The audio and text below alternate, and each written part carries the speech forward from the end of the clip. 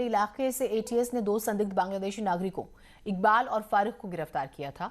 इसके बाद अब इकबाल की पत्नी रूबी को जनकपुरी पुलिस ने गिरफ्तार कर लिया है। उससे पूछताछ जारी है। आरोप के मुताबिक ये लोग फर्जी आधार कार्ड और अन्य दस्तावेजों के जरिए सहारनपुर में रह रहे थे। एटीएस ने इकबाल और फारूक के पास से फर्जी पासपोर्ट, आधार कार्ड, पैन कार्ड भी जब्त किया था। आरोप के मुताबिक दोनों कई संदिग्ध गतिविधियों में शामिल थे और विदेशों से भी दोनों को फंडिंग होती थी। अब एटीएस के साथ सहारनपुर पुलिस भी मामले की जांच कर रही है। मुख्यमंत्री योगी आदित्यनाथ आज मिर्जापुर और सोनभद्र के दौरे पर रहेंगे। मुख्यमंत्री सबसे पहले सोनभद्र के टांडा फॉल जाएंगे, जहां गौशाला में हवन के साथ गौ पूजन करेंगे। इसके बाद वो स्वयं सहायता समूह की महिलाओं को 1.5 करोड़ रुपए का चेक बांटेंगे। किसानों से मुलाकात करेंगे। मुख्यमंत्री मिर्जापुर में विंध्यवासिनी मंदिर में दर्शन भी करेंगे। लखनऊ के लिए वापस लौट जाएंगे फिर। और प्रधानमंत्री नरेंद्र मोदी भी वीडियो कॉन्फ्रेंसिंग के जरिए मिर्जापुर और सोनभद्र की 23 ग्रामीण पाइप पेयजल परियोजनाओं का शिलान्यास करेंगे।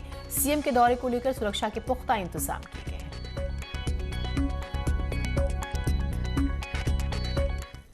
और इस पूरे कार्यक्रम को लेकर प्रधानमंत्री नरेंद्र मोदी का एक ट्वीट आया है। अपने ट्वीट में उन्होंने लिखा है, उत्तर प्रदेश के विंध्याचल क्षेत्र के लाखों लोगों के लिए कल का दिन बेहद महत्वपूर्ण है। यानी कि वो आज के दिन को एड्रेस कर रहे थे। सुबह 11:30 बजे वीडियो कॉन्फ्रेंसिंग के जरिए ग्रामीण पेयजल सप्लाई परियोजना की आधारशिला रखूंगा। इसके अलावा जल और स्वच्छता समिति के सदस्यों से भी संवाद करूंगा। रंगेश कुमार सिंह हमारे सहयोगी जुड़े हुए हैं। रंगेश, इस पूरे कार्यक्रम के बारे में बताइएगा और विंध्याचल के लिए ये कितना महत्वपूर्ण है?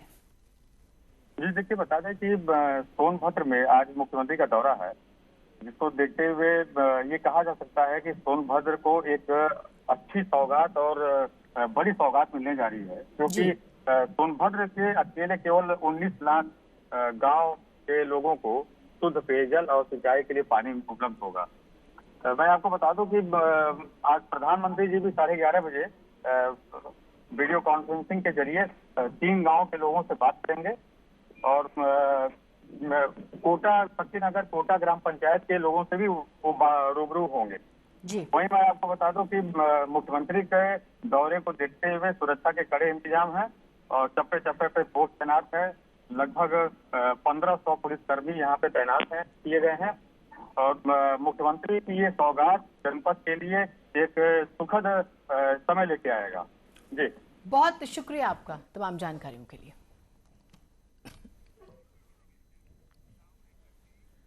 प्रदेश के ऊर्जा मंत्री और सरकार के प्रवक्ता श्रीकांत शर्मा ने वृंदावन में संतों और प्रशासन के आला अफसरों के साथ बैठक की है। इस बैठक में ऊर्जा मंत्री ने अधिकारियों को कुंभ की भव्यता और दिव्यता बनाए रखने के निर्देश दिए। बैठक के बाद मीडिया से मुखातिब होते हुए मंत्री ने कहा है कि मुख्यमंत्री जी का विशेष प्रयास है कि वृंदावन के कुंभ में वो सभी सुविधाएं संतों को मिले जो पहले मिलती रही है। हालांकि कोविड की वजह से इसमें थोड़ी दिक्कतें आ सकती हैं, कुछ तब्दीलियां हो सकती हैं। रात में ऊर्जा मंत्री वृंदावन की सड़कों पर साइकिल चलाते हुए भी नजर आए।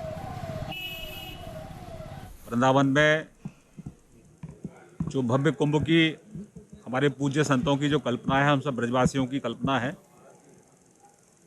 मुख्यमंत्री जी की विशेष रुचि है और आदरणीय मुख्यमंत्री जी का विशेष प्रयास भी है कि यहाँ सभी वो सुविधाएं उपलब्ध हों संतों के लिए जो अब से पूर्व में जो कुंभ लगे वहाँ सुविधाएं जो संतों को मिलती हैं वो सब सुविधाएं संतों को मिलें।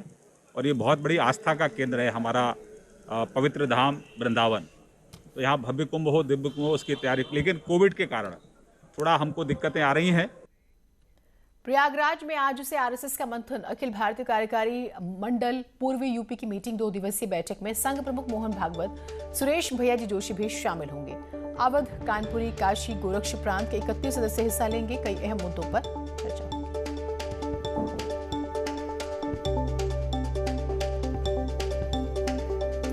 तो बेहद ही महत्वपूर्ण इस महामंथन को माना जा रहा है। अवध, कानपुर, काशी, गोरक्ष प्रांत की ये बेहद ही महत्वपूर्ण बैठक है। कई अहम मुद्दों पर चर्चा होगी, ये बात कही जा रही है अब। और इसमें संघ प्रमुख मोहन भागवत, सुरेश भैयाजी जोशी भी शामिल होंगे। तो आप अंदाजा लगा सकते हैं जब ये नाम आते हैं तो ये बैठक कितनी महत्वपूर्ण होगी।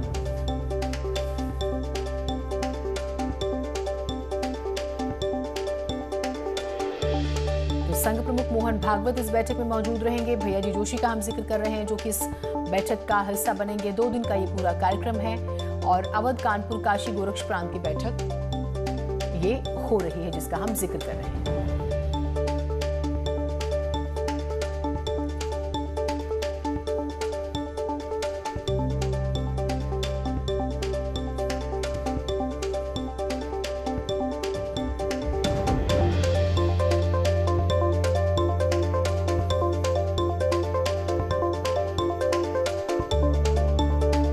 सर्वेश दुबे हमारे साथ, हमारे सहयोगी जुड़े हुए हैं। सर्वेश, इस हमें कहें कि ये जो बैठक, ये महामंथन जो हो रहा है, इसके बारे में बताइएगा, कौन से महत्वपूर्ण मुद्दे हैं जिस पर बातचीत हो सकती है इसमें? देखिए, आरएसएस की पूर्वी उत्तर प्रदेश क्षेत्र की 2 दिवसीय बैठक आज शुरू हो रही है। सबसे बड़ी बात यह है कि ये बैठक जो है शहर से करीब 50 किलोमीटर दूर यमुना पार इलाके से गौहनिया में की जा रही है और एक कॉलेज में हो रही है, वशिष्ठ वात्सल्य कॉलेज में। वहां पर सिर्फ संघ के पदाधिकारी रहेंगे और तमाम जो देश के ज्वलंत मुद्दे हैं, गंभीर विषय हैं, उन पर चर्चा होगी। और सरसंघ चालक मोहन भागवत और कार्यवाह भैया जी जोशी की उपस्थिति इसमें खास रहने वाली है। 8 सत्रों में अलग अलग विषयों पर इसमें चर्चा होगी और संघ के 24 से ज्यादा जो बड़े पदाधिकारी हैं वो शामिल होंगे।